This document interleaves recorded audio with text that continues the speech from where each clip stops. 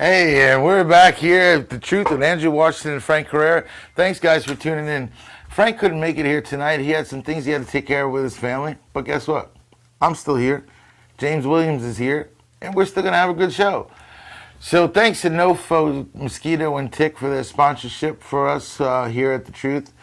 We appreciate what they've done for us, and we hope to continue working further together. Make sure you give Nofo a call at 631-888-NOFO. Let them take care of those mosquitoes. It's about time, so get out there, give them a call. I gotta tell you, man, all right, let me turn my phone down. As Frank, send love to Stafford Chavez. His wife hit me up. He's going in for some really big surgery. All right, well, let's give a big shout out to Stafford Chavez, and I hope that his surgery goes well. He's a big fan of The Truth. We got to know him a little bit. Once I met him in the winter down at the Rockville Center for an event for Cairo Killer. He stays in touch with us. He likes our show. He watches our show. And speedy recovery to you, Stafford. So the gas prices are ridiculous right now. Con artists, scam artists will do anything they can to prey on your weakness. How do I know this? About an hour ago, I received a little text message. It was from my neighborhood Shell station. It says, reply fuel to win a $1,000 gas card. Are you serious? Please, folks, don't be as silly as people think you can be. Don't fall for these scams. They're coming hard, but $1,000 in gas, that does sound pretty good. It really does. And some of the news going on in the life of Andrew and Mr. CGYS. July 23rd, I have the opportunity to open for Amy Schumer at the Clubhouse in East Hampton. I posted this on my Facebook, and I put it in the 8 o'clock shot group. And oh my Lord, the responses that I got, I was like, are you serious? This is what you're putting on my page? You have to remember, yes, you might not have a like for Amy Schumer. You might not agree with Amy Schumer. But you have to understand, it's my page that I'm putting it on, and I'm showing what I'm doing. If you don't like Amy Schumer, fine. Do like some people did. Say I'm happy for you. Care less for Amy Schumer. That works. That's fair. But damn, some of these people came hard. It was like, good thing I don't have that little thin skin, because they were coming pretty hard. So what's going on in life today? Not much. Rain sucks. Everything else sucks. But we're having a lot of fun. July 9th, I'm getting an opportunity to do stand-up at Farrell's in Ronkonkoma. 7 o'clock showtime. Well, seating starts at 7 o'clock. We're at 8 o'clock showtime. It is going to be one of my first true stand-up, which I might throw a little magic in. We'll see how that goes. I still haven't decided yet, but I have been working on some material for this. Of course, it's original material. It's not material that I borrowed from somewhere else. No, this is coming straight from my dome through my life experiences, through some of my workplaces. Just to give you an idea. When you work in a place for a little bit of time, you adapt some of those ways that you take onto your personal life, right? Just think about this. I worked for 6 years in the special needs field. I learned a lot about patience, how to deal with things, and it even made me a better parent. But some of the tendencies that I've gotten from them can be very, very distracting. And I make them funny. So make sure you get out there. That's July 9th, Farrell's. That's in Ronkonkoma, 7 o'clock, 8 o'clock showtime. We're sure to have a good time. So we have some of these things going on where I have put my big magic productions to the side, and I'm running with this comedy thing and throwing it in. And that's going to tie into what I'm doing here tonight. Last week's guest, we had Chit Chat. And boy, was that an amazing show. Tonight we have another comedian, James Williams. He's from Smithtown, and we're going to see about where his comedy lies and what direction he's taken his comedy and where we might be able to find out more about him. So we're going to take a commercial break, and we're going to come back with James Williams.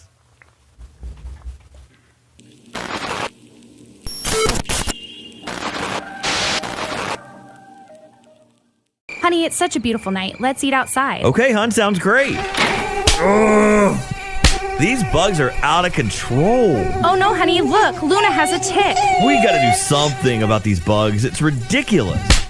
Don't let mosquitoes and ticks ruin another summer. Call NoFo Tick and Mosquito Control. 631-888-NOFO. That's 631-888-NOFO. Or visit NoFoTickControl.com. That's NoFoTickControl.com.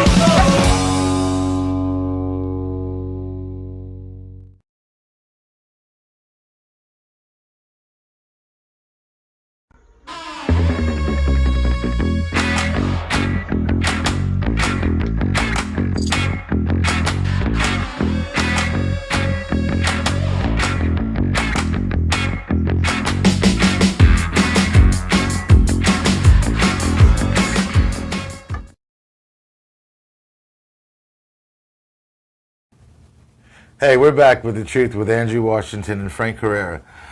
So this guy to my left, he's a local comedian from Smithtown. He spends his free time putting on open mics on Tuesdays at Prohibitions in Massapequa Park. Let's all welcome our guest, James Williams. Hello, everybody. Thank you for coming on, man. Thank you for having me. Appreciate it. That. Yes. So tell us a little bit about you and what's up. Well, you guys have my name all messed up. Oh, right? you- So on Facebook, it's completely wrong. It's a disaster. It used to be James Grimm, right? Right. So then Facebook somehow banned my name like 5 years ago, so I had to make a new one. So it was just James with my middle name, James William. But I had a DJ name from like 2002 that was Billy James. So my comedy stage name today is Billy James. So we're going to do a little something, because I have these little knickknacks about coming on the show. These are some of the things you put in the bio that would have helped us out. We could have made good time. I am not that fancy when it comes to stuff Frank, like that. Frank Carrera's out there laughing because he's like, I know he's going to get him. I know he's going to get him. But yeah, no, well, at least we have that straight. So when you're doing your, first let's talk about this Prohibition. Okay. When did you start this? Prohibition is an open mic I started. I'm probably on about 2 months now. So 2 months ago, about 3 months ago, I approached. Big shout out to Dara at Prohibition. I approached her to do an open mic because they have the live setup or the live area at Prohibition. I was like, can I do an open mic here? And she was like, let me check. And she came back to me. She's like, yes. So I started that open mic, and I know Massapequa is like I know it's on the South Shore, right? But it's the most centralized spot. Everybody's like, dude, it's like right there around the corner. Somehow, for some reason, Massapequa's around the corner from everybody. I don't know why. Yeah, not me. Not you. Not me. It isn't for me either, No, but not me. everybody else apparently. Right. And when is this? What, Tuesday nights, the open mic starts at 7 o'clock. 7 o'clock? Yes, and it runs for about an hour and a half, and then they have a karaoke that comes in. Okay, Yes. anyone can come down? Anybody can get up, yes. Last week, or 2 weeks ago, I had a poet. All right, and what's the average time that you give these guys? I give guys about 7 to 8 minutes, and that's about it. But I mean, if I'm hurting on, if there's only a few people, I'll give you a little more. Right. But if it's if I got 15 comedians coming in, it's probably going to be about 7 minutes. All right, so you started your comedy in 2006, Just about, yeah. and then you took about an 8-year break while you were married. That's close, yeah. Was that break a forced break, or is it something that you chose? Oh yeah, This goes into this is why we don't talk before. That's okay. All right. No, I kind of gave up comedy, and I had 2 children, and I knew like doing stand up was like in the way, and to the other side, the spouse was like, okay, you're going to be out at night, you're gallivanting or doing comedy, and eventually I was persuaded to just not do comedy. I like that, persuaded. So, yes. Persuaded. She was But convincing. towards the end of my marriage, I started back up. I started hitting some local open mics, and then the pandemic happened. Pandemic happened. That really threw a lot of everything off. Yes. So in comedy, what was your biggest comedy accomplishment? Biggest comedy accomplishment? Well, is coming up. My first accomplishment is going to be I'm starting my own show, which means it's a produced show. Okay. I'm booking the comedians, I'm running the room, I'm controlling who goes up and the show. So that would be my first accomplishment, as I'll say. So doing enough of those myself, Okay. I know the challenges that you faced. Maybe you have faced them already. What's going to be your challenge getting people actually in the door? That's the good question that I probably don't have a good answer to, but people like to bash and put down social media, like how terrible it is, yet what platform do they do that on, right? Facebook. Right. We all hate it and everybody bashes it, but yet it's Well, still good. Anyone who bashes social media, you have to completely be a moron. Because here it is helping Because us. social media is the way we get all of our information now. Might not be accurate, Right. but at least you have a basis where to go find. But yeah, everything happens on social media. I built my CGYS, I can't say empire because it's not an empire, but I built my CGYS name on social media, Okay. sitting in my living room.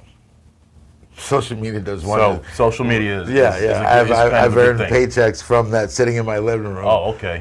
Making TikTok videos. Nice. So yeah, for someone to say social media is not good, Yep. that's because they don't know how to operate Right. social media, or they have no use for it Right. other than perusing, surfing, Correct. which they do. There are groups. There are the private groups in Facebook, which I am a part of in some cases. And big shout out to the Sociables, right? So if you guys are listening, because I told you about it, you better be listening. I promote to them, and a lot of people in these private groups. These are groups of people who want to go out and have a good time. Yeah. And it kind of creates a group of friends where they go out and they do things. So I like to let them know that I do comedy, and sometimes it creates a small event, and I have people that come to these shows. So No, that's a good thing, because that's one of the things that I do. I belong to a lot of different groups Okay. on Facebook. 8 O'Clock Shot is one of them. Okay. And that's a very I'm big on that. one. Right. And most people are, I think they have over 14,000 members, and you can be anywhere in the country and the world and bump into somebody who's on 8 O'Clock Shot. and aren't you supposed to do your shot at 8 o'clock, though? Okay. You know it. 8 o'clock every day, but I don't. Who does? Some people do. I can't. It's PM though, right? I'm pretty sure. That depends on where you're at. Do you remember your first time on stage? Yes. How was 100%. Okay, well, it was 2005. I did the comedy college at Governor's, 2005. It was about a 2-month long class every Right. Tuesday night, and they had this graduation ceremony, and They have it's like a showcase. it's a showcase. Right. Chit Chat was telling us about that last week, because she did that too. Oh, okay, cool. So, you tell your friends and your family, and I had a whole bunch of people there, and just about everybody on the show has a whole bunch of people there, and it was a pretty booked night, and I did my comedy, and I thought I was terrible. You thought you were. I have the VHS tape. It's somewhere. Wow. I gotta find it. Did you have to mention that? You could have said you had the video. You have the VHS. Oh, tape. it's on VHS. I don't have anything to play that, so I can't watch it. That would be the fun part, is getting that to. That's a challenge all in Yeah. itself. That could be a comedy act, just by you. So I know we have many different openings on our show, and one of our original ones ended with, it's the truth with Andrew Washington and Frank Herrera, Okay. and no politics. You're of the same mindset. I don't like politics. I don't want to discuss politics. Awesome, because that's one of the things that we politics ruins everything. It's the worst discussion ever. It never has a good ending, and No. we can't control it. We can't sit here and No. it is what it's going to be. And then personally, at the end of the day, you have your beliefs, I have my beliefs. Who cares? Right.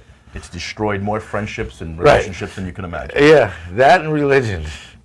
For sure. They almost go hand in hand. And things that'll never go away. Right. But yet are always at the forefront of everyone's problems. Yeah, that's a fact. Yeah, so how you can let your political views ruin a friendship means that your friendship wasn't strong enough to begin with. Agreed. But that's just my belief. So, do you allow magicians at your open mic? I would absolutely allow a magician. Because, you know, it just happens to be Tuesday nights. I have off from work Tuesday night. Okay. I do have pool Tuesday nights. But you can only have 5 minutes, so you gotta. No. Oh, that's all. I just need 5 minutes to drop your jaw.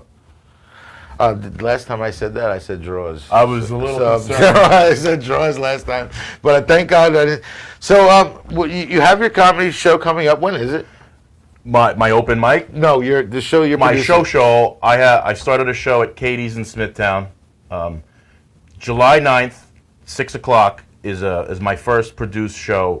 About 4 comedians will be on it. I have a headliner, I have a feature, and I got about 3 other guest spots on that show. And then You comfortable letting us know who's on the show? I'm gonna go see. I can see if I remember without looking. I got headlining is Billy Geyer. Oh yeah, I just talked to him the Okay. other day. He's a funny dude. He is a funny dude. One of my feature is going to be Ivory Fields. Yeah. He's pretty big in the scene. He's coming up. James Raniolo is going to be on my show. That's 3. There's somebody else. I can't think of him. You can just use my name now just to fill it in. Okay. So, and Andrew Washington's going to be the 4th. Andrew Washington's going to be doing a little bit of magic. Card subject to change. There you go. I give you a disclaimer. We're going to take a commercial break, and we're going to come back more with James Williams, and we'll, that's his middle name. We'll probably get to his last name too by the next commercial break. We'll be back right after this.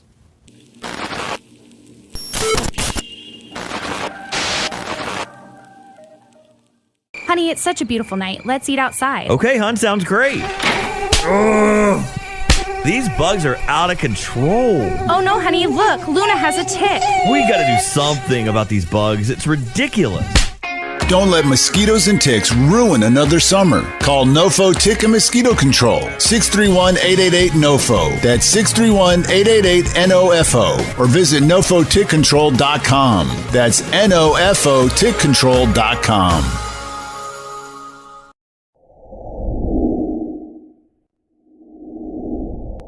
The Suki and Scott Show. This is one of the funnest shows I've ever done.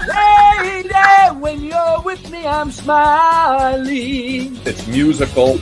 It's magical. This is a sexy show. Someone's getting some action. Now, these larger-than-life personalities are on an exciting new journey. The Suki and Scott Show is your one-stop destination for humor, You like De Niro and Cape Fear. Counselor. entertainment, Jesse's girl. Wonderful. Can you paint with all the colors of the wind? and optimism. You guys have such amazing energy. Let's laugh together. I love him. The Suki and Scott Show.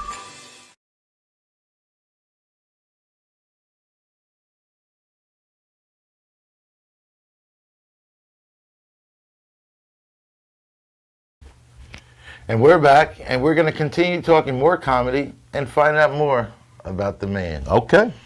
So what else you got for us? Have you done any acting? I am not into acting. For some strange reason, I've been told I should act. I don't know. Well, you've been told you should act your age or you should act? Both. Okay. But as far as acting in like a television show of some sort, no. I've always been like, it's not me. Because what I find that a lot of these comedians that I come across doing the show, doing other performances, I work a lot with comedians. I find that they're all into acting. I see that too. And I've heard that comedians make better actors because they can take more in and they understand more and they can read more. And what do you think about that? I'm a fiend for the stage. I like being on stage. It's where I love to be. I know it's like when you're up on stage, it's called an act, but for some reason, I believe comedians are really just being themselves. 100% accurate. comedians are being themselves, and I understand the fiend for the stage. Right. Because I was afraid of cameras. I was afraid of public speaking. I Right. was afraid of being out, the spotlight on Okay. me. And then I started this TikTok thing and started getting comfortable seeing myself on camera. And then bang, I hit a stage, and I was like, "Oh my God, this is what this is like." Right. And anytime I walk past the stage, I just want to like go on it. Okay. I drive like the Bolton Center in Bay Shore. I drive past there and I stop and say, "Yeah, I'm going to be there one day." But they still haven't opened back up yet from COVID. Oh, wow. And then the Patchogue Theater, I stop right there, I take pictures. I said, "I'm going to be on that stage one day." So I pick the areas and I keep looking at them and say, "I'm going to be on that stage one day." One day I will be on that stage. I think you will too. I'm going to get there, but I totally get it draws you in. My show just last week in Minnesota was a little different. It was a comedy room. The stage was a beautiful stage, beautiful sound system. Their lighting was like professional lighting to the point where you couldn't see. How do you deal with that? Well, it goes back to going like on the first time I got on stage at Governor's, right? Did that comedy show.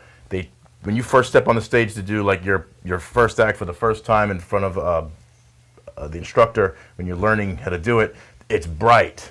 And you can't, and at the graduation show, it's bright. You barely can see any audience members. So you see the half of the faces of the first row, and you just kind of like, well, I'm just going to stare that way. I don't make eye contact with anybody anyway, not in a group setting like that. So it's like, ignore the light.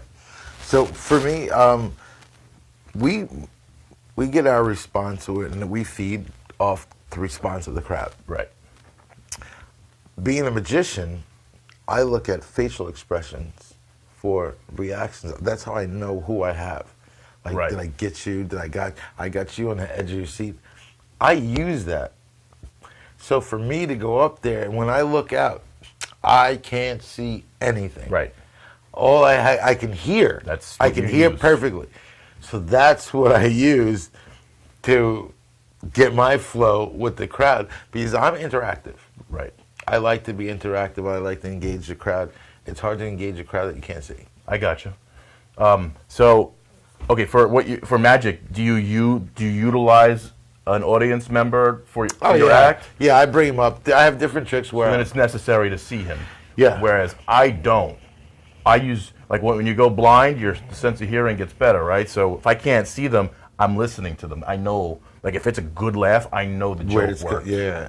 If the laugh sucks, the joke probably sucked. Right. And I could just use my ears to figure that. I don't need to see anything. So getting into the comedy thing, I had a fortunate experience where my first time on, it was okay. It was pretty good. Right. What do you do when you tell a joke, you kill it, you go to another venue, and then you tell the same joke, and it bombs? I'm not. If it bombs once somewhere and killed once somewhere, I'm not convinced that the joke sucks.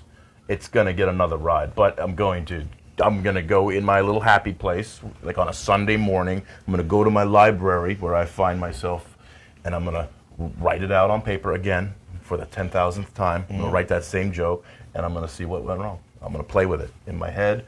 I stare at the ceiling. Do you try it? Like, okay, so in that scenario where you go on stage, you Right. kill it, you tell the exact same joke the exact same way. Now, a bomb. Now, do you go back and you try that joke one more time the same way, or you started tweaking already? I will Because it could be the audience. Oh, it's always the audience. It's always the audience. Yeah. Yeah, all right, cool. As long as we Yeah. understand that. It's always the audience, because we would never suck. I will if I will say it to myself 100 times over, and if I lose belief in it, I'll probably start to ditch the joke.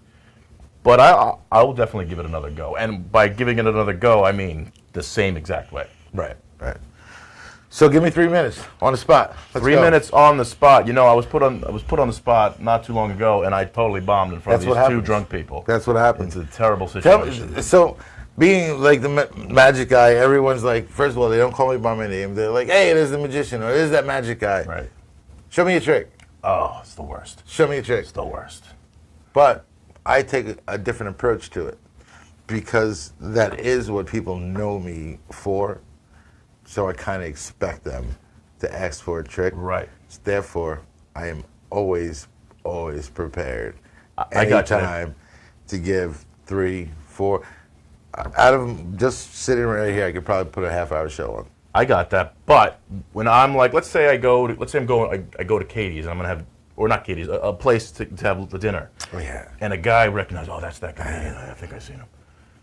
Yeah, you I can't say do that like I'm famous, but I'm really not. It's just some guy I knew down the block. He just happens to know. So let's say he comes over and he goes, "Tell me a joke."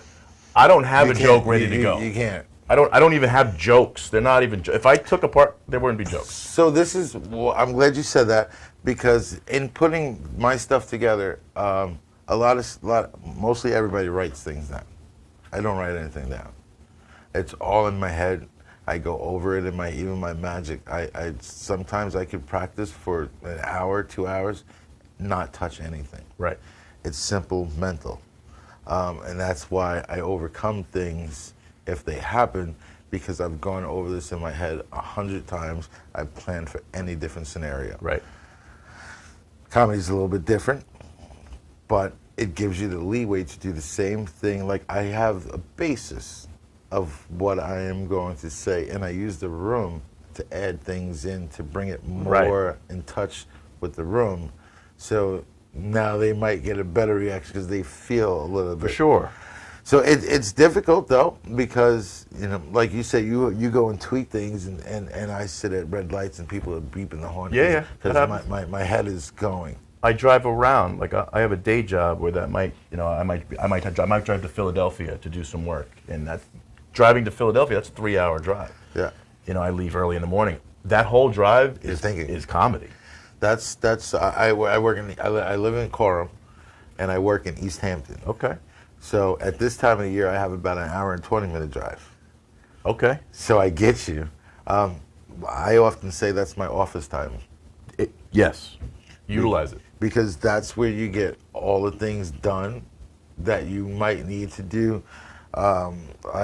Invoices, what do I have to do? Or, you're planning things out. So when I get to work, I'm like, I got to send these 2 invoices to this library and to this. Right. So I use that, and I'm also thinking and preparing and coming up with things. Just my luck. People think I'm a little bit funny. So July 23rd, I'm opening for Amy Schumer. That is awesome. Seriously? Seriously. All right. Can I be honest? I'm going to be honest with you first. I didn't know who Amy Schumer was. Oh. So, whatever you say about it, I have no idea. All right, I'm going to publicly say this. I don't like Amy Schumer. That's it. But she's a big deal in the comedy world. If you like Amy Schumer, that's awesome, and that's good for you. Well, this is what I've gotten, like I was saying in the opening, I put it out there on Facebook in the 8 o'clock shot. The comments, dude, that I got. Oh, yeah, she's controversial. And controversial? Yeah. These people were downright blatantly, disgustingly people rude. hate her guts. I don't know why. You're probably going to learn, but that's still a huge milestone. I would take that. I would kiss her ass too. I did hear some things. I did hear that, because I have to do some research about it, because I want to put on a good show, and I want to say things that relate, to the situation. Right. So I did hear that she's stolen a lot of material. There is a bit that I heard about today where it's Amy Schumer wants to sleep with the magician.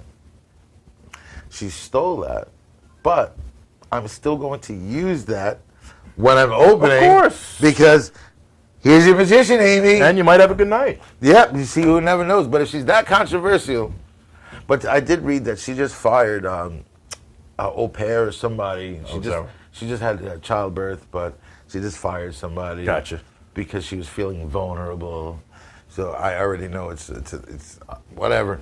I would jump on that show and I would do my best work. It's the opportunity, man. Absolutely. It's the opportunity. I don't care about her. I don't care what your opinion is. That's a good spot. This is what I'm gonna do. So what do you got in store? What's your goal in the comedy world? Goal in the comedy world. Okay, ultimate goal: make a living doing comedy. That would be like, if I got there, that would be the happy spot. Okay. For sure. Make a living doing comedy, and then continue That's like on my buddy, until I'm dead. My buddy Terry McNeely travels all over Funny the dude. country nonstop, making a living. He's a doing funny comedy. dude. He's hilarious. He's hilarious. And you know what? You talk about people just being themselves. He's just being him. I know. He's the same way, sitting at the table before the show as he is on stage. Right. Oh, he's very comfortable. For sure. So that was one of the funniest moments of life. I had Chris Roach, Terry McNeely, several other comedians, Pat Marone, Keith Fitz. We were sitting at a table at an event. We were all doing our thing. That was the funniest part of the night. Sitting at the table For sure. with these guys cutting up on each other. It's that, like, that table is full of just hilarious guys. it's just nonstop. Yeah. And at first I was like, I don't belong here. And I just started ripping into him just the same. I was like, you know what? We're all human. We're all human. Someone just got to break before the others. That's it. That's a great table to be at. So you said your day job Yes. takes you out of state. Yes. What do you do? I am an during the day? electronics geek. I fix lots of circuit boards for incubators and centrifuges, real boring stuff in laboratories within hospitals and pharmaceuticals. A lot of electronics, a lot of motors, things like that. I'm an electromechanic is what I would So call myself. that's boring to some, interesting to others. Yes, for sure. I look at it as like once you mention incubator, that's a vital thing in the hospital to keep running properly. Right. So you're a vital part to the hospital. That's a fact. As a matter of fact, I haven't stopped working. Even from the first day of the pandemic, I didn't stop working. That's why people were complaining about the gas prices. No, the gas prices dropped the day that the world stopped. And it was kind of nice. I'll be honest, I kind of liked it. Yeah.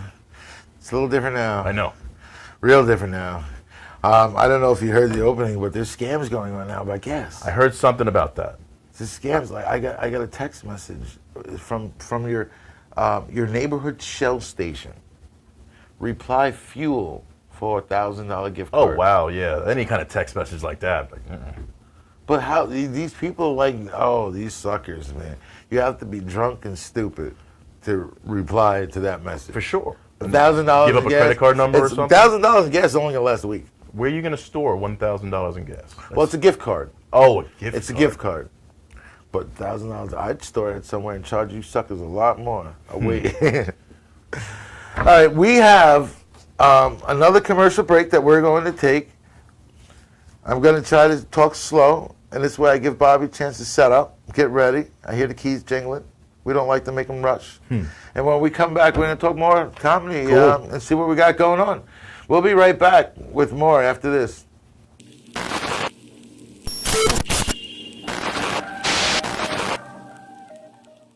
Honey, it's such a beautiful night. Let's eat outside. Okay, hon, sounds great. Ugh. These bugs are out of control. Oh no, honey, look, Luna has a tick. We gotta do something about these bugs. It's ridiculous. Don't let mosquitoes and ticks ruin another summer. Call Nofo Tick and Mosquito Control. 631-888-NOFO. That's 631-888-NOFO. Or visit NofoTickControl.com. That's NOFOTickControl.com.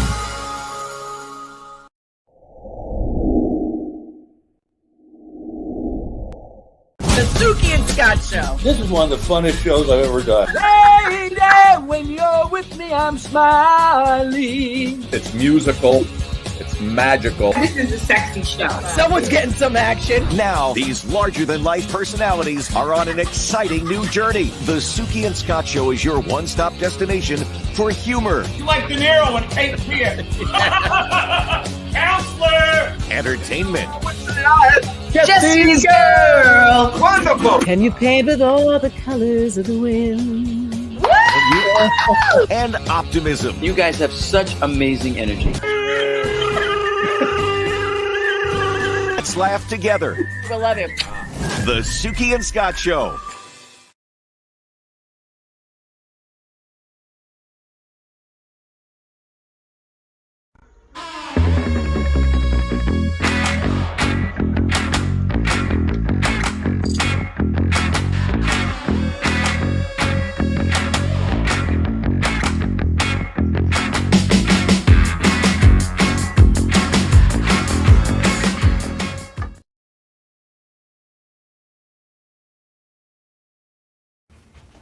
And we're back. Hey, How are you? I'm good. How are Did you? you miss me while I was gone? Yes. I didn't go anywhere. Me either. All right. I've been here the whole time. I didn't see you. I'm invisible at times. They say that about me too. That's cool. But it's flash because I'm so fast. All right. So we talking about your comedy. Right. Do you get nervous? All right. Before you're on stage. Yes. Okay, I've asked some guys this, and I was talking to John Ziegler the other day, and I asked him, I said, do you get nervous? And he said, no. He said, no, he doesn't get nervous. And I'm like, man, obviously he has a world of experience more than I do, but every time, even coming up here, I get nervous. Like as soon as it gets closer and closer, my nerves just go ridiculous crazy. And then when I'm here and I say my first word, I'm normal. I gotta become normal. Wow, there's no definition. My perception of normal. There you go. I asked a lot of people this question because it comes up. It even came up in here somewhere during the night earlier. I get nervous before every performance. I've talked to people who make millions of dollars doing this. Right. They get nervous before every performance. I think you're not human if you don't get nervous. I think you're not passionate. I think there's that too. You say the experience. I don't think the experience matters. Because you can't predict what's going to happen live. Correct. Something always goes wrong. For sure. Like I always think I could be on a show, right? Any show, and it could be 30 seconds until I'm about to hit the stage. I hear the host bringing me up. There are times where I'm like, I'm gonna go home and just F this. Screw, I'm out. But I throw myself on the stage. I take that hook and I say, no, you're going on. No, I've been that nervous that I wanted to bail. For no reason. Just wanted to bail. No, I don't want to do it. I don't. But what I will do, if I'm not feeling it, and it's not a show someone paid me to be there for, right? I'm not doing it because I can't give you 100% if I'm not feeling it. Really? That's only happened once. But yeah, if I'm not, because I don't want to go out there and give 75%, and then someone sees me for the first time, seeing that 75%, thinks that's my 100. Oh, that's the best he has. No, I don't want to do that. I get that. So, you do want to, every time I go out there, I want to kill every single time. And I know it's impossible to actually kill each and every time because you're not. Because I'm going to have some guy who hates my guts. They're there. I have haters. Do you love those guys? I want them in my life. I don't block anybody. Right. Like ex-girlfriends, they say when a girl, when you're dating, they just to block them. No, I want those messages. I want to see why I still hate you. That's why. That crappy message you just said. I need that. You need that? Because that means I'm going again. I live on that. I kind of get you a little bit because I feel off of that as well. I was like, oh, you think I suck? Well, let me go out here and show you how bad I don't suck. Right. Let me go do this and turn this place out. So you get everyone talking about, oh my God, did you see what he did? Right. And then it's there's no matter what we do, there is going to be those people who just are miserable. And they just don't care. No matter what you do, right, they're going to find a way to be negative. Sure. So I've grown up a lot, and I've learned to understand that that's just you. That's correct. Just you. Your miserable attitude is not going to affect me and what I'm about to do. I just don't have time to let that affect me. I've had people tell me, this whole thing's a waste of time. And you're not gonna make it. And as soon as I hear that you're not gonna make it, I'm like, now I have to. So one of the funniest moments in terms like that, I was at the stadium, the ballpark where the Ducks play, and someone said to me, I asked them, I said, oh, you have TikTok? They said, no, TikTok's for kids. I said, oh, it's for kids. So okay, I get it. And then right after that, a few minutes later, a group of kids came and walked up and said, hey, you the guy from TikTok? I said, oh, by the way, I have 40,000 followers on TikTok, so it must not be for little kids. Right. I got people on my show who have 2 million followers. I just talked to somebody the other day, and he was my nephew. I don't know what do you call a nephew that's no longer your nephew? Is he your ex-nephew? No, still nephew. Okay, so my nephew, right? He's 26, 27. He might be 28, somewhere around there. And he goes, dude, I just made $3,500 last month. And he showed me his check or whatever, the payments that he got from posting memes. And I'm like, let me see that. and he's just recycling these silly memes. And I'm like, those are the worst jokes ever. Ever. I'm like, and how much did you make? You made like $3,000 in a month of just resending. Yeah, so these people who have the mentality that, social media platform and TikTok are for kids, you have no idea of the potential you're missing out on. Just sitting at home, sending memes. Mine happen to be like funny skits, this guy, Pete Viscotti, he's one of the guys who helps me out big time with all my magic down at Ronjo's Magic Shop. His favorite words every time I walk in, he's like, I just don't get it. He doesn't get it. So one day I did a couple of posts. At the time they had 4,000 likes with their hashtag. Right. 2 weeks, I took their hashtag to 1.5 million. Wow. So you talk about a sales thing. For sure. To show somebody. Yeah. I'm like, this is just a week and a half, 2 weeks. Right. Using is, of course, I lucked out with the right videos. Right. If I could do that every time, there wouldn't be a truck I'm out there driving. So I'm waiting for my boss to be like, get down there and clean the floor or whatever, just start yelling at me. I'm like, listen, dude, I'm posting memes and I make more. Yeah. Well, I'm out. Yeah, you know what? It almost gets to that point where you're sitting there like, I don't have to deal with this. I go make TikToks and make money. And I'm going to use your bathroom to make those TikToks. Most girls do. He's going to want a residual. It's fine. They'll be so large it won't matter. It'll be so big. So far, I'm at $0. So let's get. We got about 15 minutes left. So Prohibition. Right down the street. Right down the street. 109 Front Street, Massapequa Park. 109 Front Street, Massapequa Park. Go there Tuesday nights. Check out the open mic. I can guarantee you, one of these next 2 weeks, if not tomorrow, might be the next week, I'll be there. I might be watching. Cool, man. Showing my support. But I'll be there. And that's what we tend to do. We meet each other, and this whole business is about supporting one another. And that's what we try to do. There's a ton of comedians. Most of the guys that I've come around don't have that ego. There's one who had an ego. He had a show here, but he ran himself out of here and every other studio in Suffolk and Nassau County. Okay.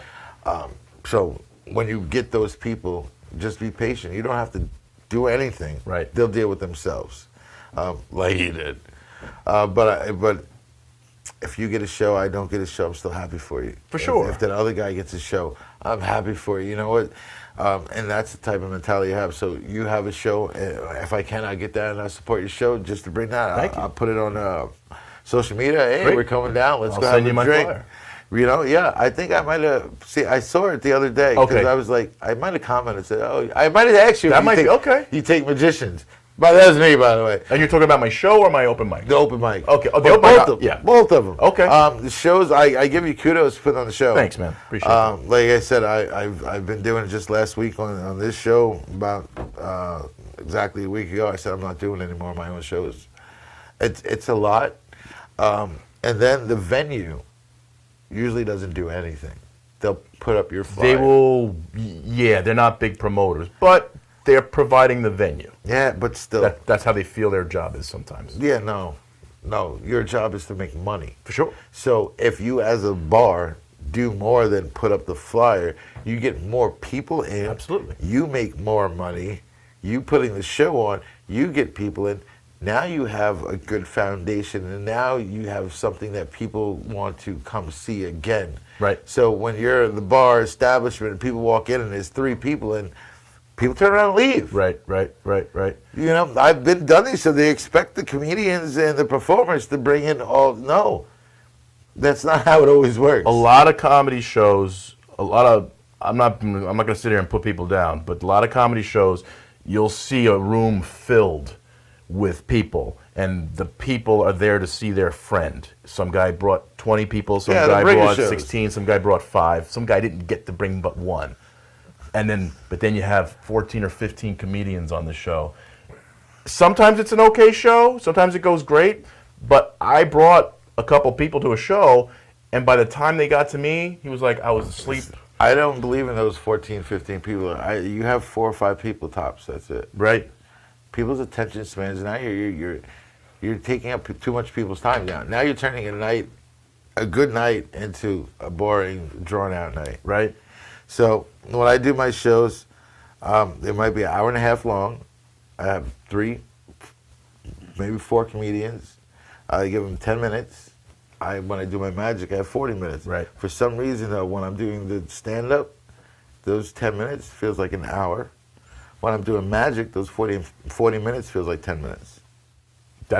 I'm comfortable in my You're magic. way more comfortable with the Yeah, magic. yeah, That's what it is. yeah. Yeah. I always had the humor. So speaking of humor, were you that funny kid in school? No, I was a dumbass in school. I didn't get the girls. I wasn't the popular kid. I was everything terrible. I wasn't even smart. Like I was like dumb. So I was like the summer school kid. I was the kid who couldn't get laid. I was the kid who wasn't really that funny.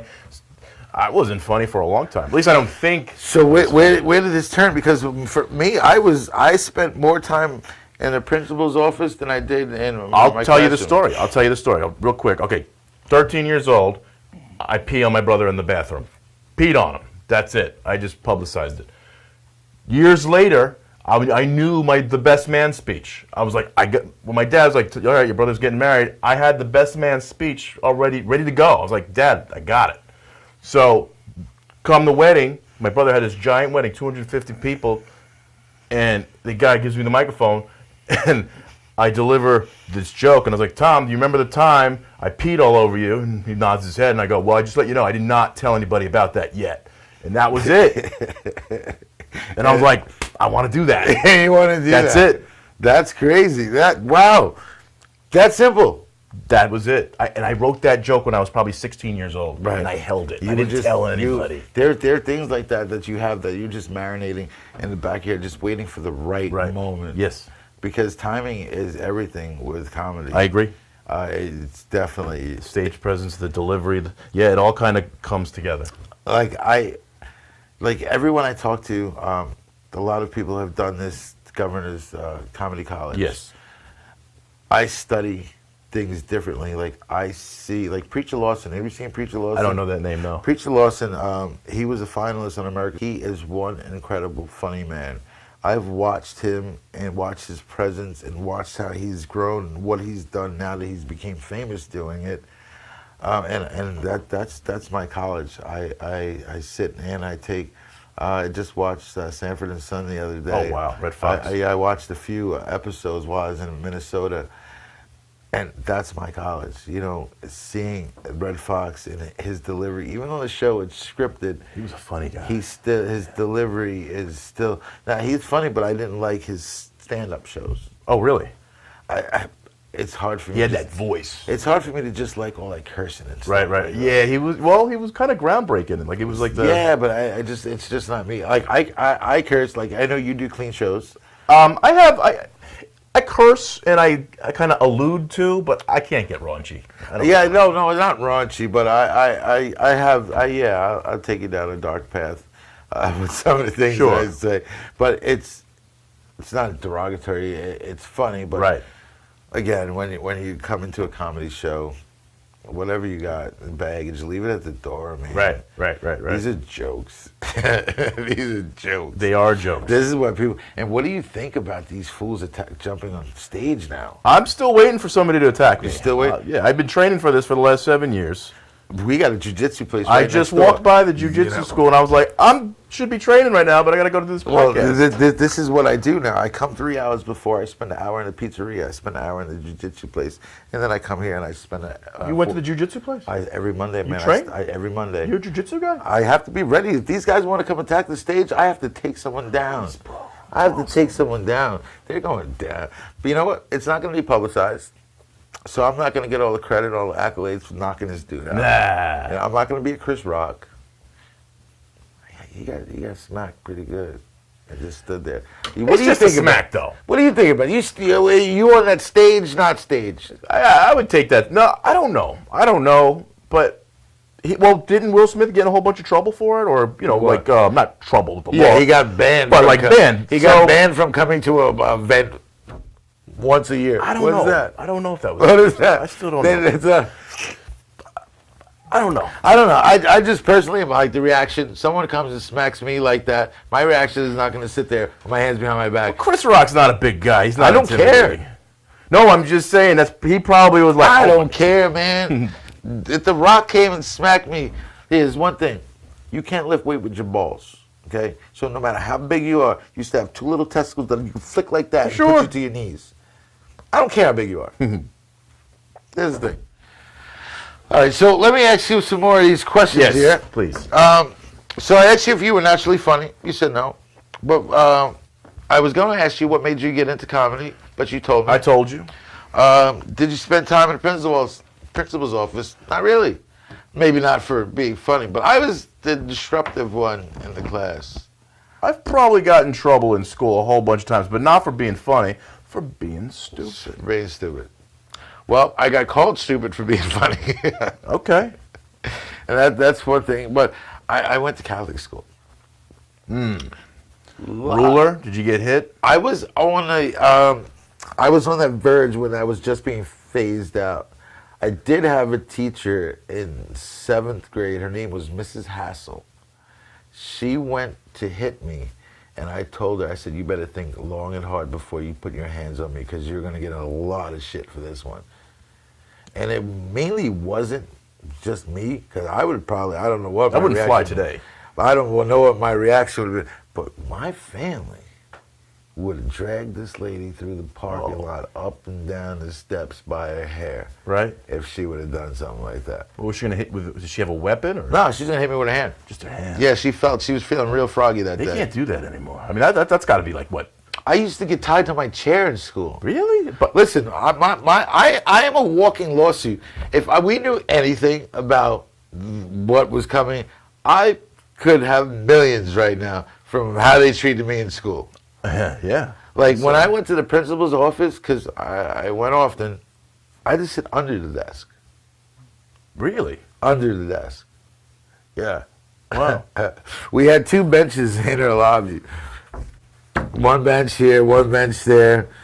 You know, all the kids are walking by, and you're sitting on the bench. That was, no, not me.